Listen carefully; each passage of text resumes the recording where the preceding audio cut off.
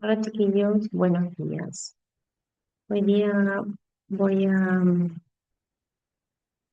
hacer la cápsula educativa sobre la unidad 2, la clase 2, que es elementos formas y del sistema hematopoyético que estaba pendiente. Recordemos que la sangre se estratifica en dos sustancias, dos elementos. Lo primero que corresponde al 55%, que es el plasma. Y después tenemos un 45% que está compuesto mayoritariamente por eritrocitos y un menor porcentaje entre leucocitos y plaquetas, que son los elementos formes que hemos visto durante toda la clase, las clases que tuvimos de la unidad número 2. Bien, el plasma, como les decía, que es lo que mayoritariamente está en la estratificación, está constituido entre un 90 a un 91% de agua, hasta un 8% tiene proteína y 2% alguna otra sustancia. Este elemento, que sobre todo tiene agua, sirve para transportar varios elementos a través de la sangre. Así puede llevar nutrientes al sistema digestivo, oxígeno hacia los pulmones y también recoger desechos eh, que vienen de distintos órganos para finalmente entregarlo a los órganos que son encargados de la excreción de algunos elementos, como por ejemplo el riñón, el hígado, el vaso. También transporta hormonas, facilita el intercambio de algunos elementos químicos y participa en el equilibrio hidroelectrolítico y ácido base que tenemos, sobre todo con la contribución de la regulación osmótica, y absorbe y pues, distribuye gran parte del calor. Por eso es tan importante dentro de la termorregulación, como lo vimos en la unidad número 1. ¿Cuáles son las proteínas que tenemos en el plasma? La más importante es la albúmina con un 54%. Es la más abundante, mantiene mi presión osmótica, transporta alguna sustancia y lo importante también es que ayuda a amortiguar el pH cuando éste se ve afectado hacia un lado de la ecuación. También tenemos globulinas como la alfa-globulina, que ayuda a transportar bilirrubina esteroide, beta-globulina hierro-cobre y gamma-globulina anticuerpos. Y con un menor porcentaje de los fibrinógenos que sí o sí nos ayudan en la coagulación y se transporta en fibrina, como lo vieron en la clase de hemostasia. Algunas otras proteínas, hormonas, enzimas, eh, sistema del complemento y algunos lípidos. Bien, lo que nos importa igual son los elementos formes que tenemos, que aquí tenemos leucocito, plaqueta y eritrocito. Todos se originan en la médula ósea, como vimos en la clase, pero no todos son células completas. Recordemos que el eritrocito no tiene núcleo, ya las plaquetas son fragmentos de célula. Y lo otro importante es que la mayoría de estos no pueden ni dividirse, eh, y que la médula constantemente los está produciendo para que haya niveles adecuados en la circulación, en el torrente sanguíneo. Bien, tenemos algunas frotis de sangre en donde podemos ver algunos leucocitos, eritrocitos, ¿sí? Plaquetas, que son estos restos. Bien, vamos a comenzar con el eritrocito, que es la célula más abundante de la sangre, es un disco bicóncavo. Por lo tanto, al tener esta capacidad de ser bicóncavo, puede deformarse y pasar por capilares muy pequeños, ¿sí? Sin embargo, vimos que había unas situaciones en donde también el vaso tenía que colaborar, el vaso sanguíneo tenía que colaborar para que el eritrocito no se destruyera. Sin embargo, tiene esta capacidad de ir deformándose y pasando por estos lugares pequeños. Su función principal es el transporte de oxígeno, gracias a que tiene hemoglobina en su interior, y puede participar también del transporte de dióxido de carbono. De esta forma contribuye al equilibrio ácido-base y, como vimos, carece de núcleo, de organelos. Su vida aproximada es de 120 días y después se va eliminando por el sistema fagocítico. Los leucocitos, eh, el rol fundamental es que participan en la defensa del organismo frente a cualquier patógeno. Permite reconocer y eliminar microorganismos, células anormales, células tumorales, y también participa o interviene dentro del proceso inflamatorio y también ayuda a reparar tejidos. Tenemos que según la presencia o no de algunos gránulos, en su citoplasma se van a clasificar como granulocitos o agranulocitos. Los granulocitos son neutrófilos, eosinófilos y basófilos, y los agranulocitos son los linfocitos y los monocitos. Eh, los agranulocitos no carecen completamente de gránulos, como se pensaba antiguamente, solamente que tienen gránulos muy pequeñitos y que son poco visibles al microscopio. Por lo tanto, la clasificación clásica entre granulocitos y agranulocitos se basa solamente en la presencia de granulocitos plasmáticos específicos que se van a teñir con técnicas habituales. Eh, Sin embargo, se sigue perpetuando este tipo de clasificación que es muy clásica porque es lo que se utiliza para la práctica clínica, ¿sí? Que tiene que ver con los granulocitos que tienen dentro del citoplasma, que finalmente los agranulocitos no es que carecen completamente como se pensaba antes, sino que son muy pequeñitos y no se teñían. Bien. Los granulocitos, por lo tanto, son leucocitos que tienen estos gránulos en el citoplasma y además tienen otra característica que sus núcleos son multilobulados. Defienden al organismo, son capaces de fagocitar y de esta forma destruir microorganismos o partículas, células extrañas. Tenemos neutrófilos, eosinófilos y basófilos.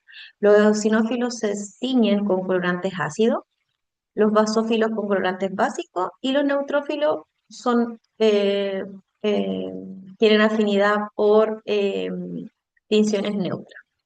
Bien, los neutrófilos son los más abundantes en el cuerpo, entre un 55 y un 65%. También se llaman polimorfos nucleares. Cumplen claramente la función de defensa eh, contra infecciones bacterianas, infecciones fúngicas, destruyen, fagocitan microorganismos y otros desechos. Tienen una vida relativamente corta, ya pueden durar horas, incluso algunos días, pero muy poquitos días. Y frente a una infección bacteriana, la médula empieza a producir y a liberar incluso formas inmaduras de neutrófilos que se llaman células en banda. Y de esta forma yo puedo evaluar que mi respuesta inflamatoria está activa, sin embargo, al ser en banda también yo tengo que evaluar ese porcentaje de neutrófilos inmaduros. Finalmente, ya en metamielocito ya pierde la capacidad para hacer mitosis, por lo tanto, en mielocito ya yo podría seguir haciendo mitosis exagerada o regulada por la médula. Los eosinófilos son muy similares en tamaño a los neutrófilos y representan entre 1 a 3% de todos los linfocitos, los leucocitos que están en la sangre. Cumplen un papel importante, sobre todo frente a procesos alérgicos, ya que ayudan a modular la inflamación mediante liberación de la histaminasa. Su principal mecanismo de defensa es frente a parásitos porque se adhieren a la superficie y liberan sustancias citotóxicas que de esta forma destruyen eh, los parásitos. Sin embargo, igual poseen capacidad de fagocitar, pero su principal función es esa, que se adhieren y de esta forma liberan sustancias para dañar este parásito. Los basófilos son los menos frecuentes. Presentan, como les decía, estos gránulos que se van tiñendo con colorantes básicos y pueden tener histamina, heparina o cualquier otra sustancia inflamatoria. También participan de procesos alérgicos e inflamatorios, pero llevan a vasodilatación y aumento de la permeabilidad vascular. Por lo tanto, junto con las células cebadas, sí o sí van a desempeñar una respuesta de hipersensibilidad en la respuesta inflamatoria que voy a desencadenar. Los agranulocitos son linfocitos y monocitos. El linfocito tiene una respuesta específica a nivel inmunitaria, entre un 20 a un 30% de los leucocitos, y como explicaba en la clase anterior, ellos se originan de la célula madre linfoide. Se pueden desplazar entre la sangre y los órganos linfoides, como los ganglios, el vaso que ya habíamos visto durante las clases anteriores. Tenemos tres tipos principales: los linfocitos B, que llevan a la inmunidad humoral mediante la producción de anticuerpos; los linfocitos T, que participan en la inmunidad mediada por células al coordinar y destruir células infectadas; y los natural killer, que forman parte de la unidad innata, pero se encargan de eliminar células que son anormales o infectadas. Tenemos marcadores específicos que son los HLA, que son los antígenos leucocitarios humanos, que de esta forma yo puedo identificar y estos desempeñan una actividad, un papel clave en lo que es la regulación de la respuesta inmunitaria. Los monocitos y macrófagos son los que tienen mayor tamaño y tienen abundante citoplasma y un núcleo en forma de riñoncito.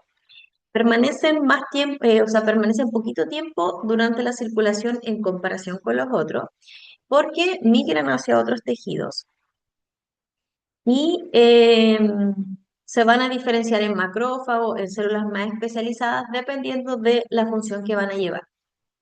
Dependiendo del tejido donde se localizan, también van a recibir distintos tipos de nombres, como histiocito en el tejido conectivo, como microglia en el sistema nervioso central, como células de Kupffer en el hígado, etc. Es fundamental, al igual que los otros, de la defensa inmunitaria. También actúan como células presentadoras de antígeno, activan linfocitos y participan en la inflamación crónica. Por lo tanto, van a estar incluidas cuando yo evalúo si existe o no formación de algún granuloma. Bien. Después tenemos los trombocitos de las plaquetas, que van a ser fragmentos derivados de megacariocitos de la médula ósea, por lo tanto tampoco es una célula eh, completa, sino que son restos, como les explicaba. No tienen núcleo, tienen granulo citoplasmático y tienen sustancias esenciales para la coagulación, para la formación de un tapón plaquetario y finalmente tener la coagulación completa. Participa en la hemostasia, como decía, formando el tapón plaquetario frente a una lesión y libera algunos elementos que van a favorecer el proceso de coagulación. Tienen una vida de 7 a 10 días y luego son eliminados por el vaso. Bien, teníamos la hematopoiesis, que era el proceso en donde formo elementos formes. En el desarrollo embrionario, claramente comienza en el saco vitelino y luego se va trasladando, ¿ya? Y en la infancia ocurre en los huesos largos y en el adulto ya se deposita en el esqueleto axial. Tengo dos médulas, la médula roja, que tiene alta producción de eritrocitos, y la médula amarilla, que está compuesta más por grasa y tiene menor actividad eh, comparada con la médula roja. Sin embargo, si es que, por ejemplo, tengo un aumento en las demandas de mi producción de elementos formes, es que la médula amarilla puede recuperar su función hematopoyética que tenía inicialmente. A partir de las células madres pluripotenciales, es que tienen la capacidad de autorrenovarse e ir diferenciándose en distintos tipos de células sanguíneas. Y este proceso de diferenciación da origen a células que están comprometidas con un linaje específico, ¿ya? Por lo tanto, después se van a morfológicamente a identificar como algún tipo de estos elementos formes que vimos. ¿Qué es lo que pasa? Mi sistema hematopoyético asegura, ¿ya? Esta hematopoiesis asegura que yo voy a tener constante renovación de mis células, de mis elementos formes, si es que está normal, que no está dañada o que tenga los precursores y los sustratos adecuados para que ella pueda seguir produciendo. Por lo tanto, esta imagen igual ya la habíamos visto en una clase. Desde la célula madre mieloide tenemos los monocitos, eosinófilos, neutrófilos, basófilos, plaquetas y eritrocitos. Y de célula madre linfoide tenemos los linfocitos T, B y los natural killer. La regulación de la hematopoiesis va a estar dada de acuerdo a las necesidades que va a tener el paciente o mi organismo. Por lo tanto, si es que necesito algunos factores de crecimiento como citoquinas, necesito algún estimulante y precursores que me generen o que me ayuden a diferenciar y madurar los elementos formes. Por lo tanto, es que sí o sí yo necesito que tenga una médula con mis células pluripotenciales sanas, pero además necesito factores de crecimiento, necesito hierro, todo lo que habíamos visto en las otras clases lo preciso. No solamente con tener la célula o mi sistema hematopoyético sano, sino que yo necesito otras cosas, otros precursores para yo seguir produciendo mis células sanguíneas. Bien, para la regulación de la hematopoiesis es que yo necesito la eritropoyetina, que me estimula la producción de eritrocitos. Necesito también el factor de estimulante de colonia de granulocitos y monocitos que me promueve el desarrollo de ellos. Y también necesito el factor de crecimiento de colonias G que permite la formación de neutrófilos, M que estimula la producción de macrófagos y la trombopoyetina que claramente va a regular la producción de plaquetas. De esta forma, si yo tengo un equilibrio, voy a tener una renovación continua de células sanguíneas. Y existen trastornos de las células madre en donde hay una menor producción o mayor producción de elementos formes. Una disminución claramente me puede llevar a que hay una disminución de eritrocitos, leucocitos o plaquetas, que sería una pancitopenia. Me lleva claramente a anemia, trombocitopenia y granulopenia, que vimos que era cuando se iba reemplazando la médula por grasa, la médula por células neoplásicas, etc. Y cuando hay una producción excesiva, tenemos la policitemia, cuando tenemos aumento, lo contrario a una anemia, cuando tengo un aumento normal de eritrocitos, la trombocitosis, cuando tengo un exceso de plaquetas, o las leucemias, que son enfermedades en donde proliferan descontroladamente un grupo de leucocitos o todos los grupos de leucocitos. Como habíamos visto también en clase, tenemos el trasplante de células madres hematopoyéticas, que finalmente ayuda cuando hay enfermedades que afectan a la producción normal de estas células sanguíneas, como alguna inmunodeficiencia, algún trastorno hereditario, y era una de las alternativas para que el paciente no tuviera estas pancitopenias.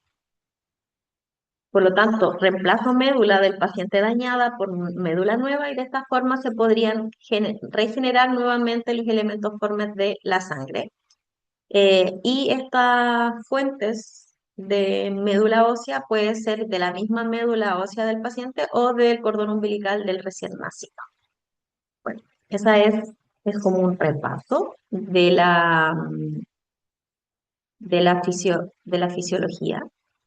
Por lo tanto, cualquier duda que tengan me la pueden hacer llegar. Sin embargo, pienso que esta información ustedes ya la conocían, pero había que pasarla que era como un repaso de la materia que en verdad ya vi. Espero que estén bien y nos vemos durante la clase. Hasta luego, chiquillos.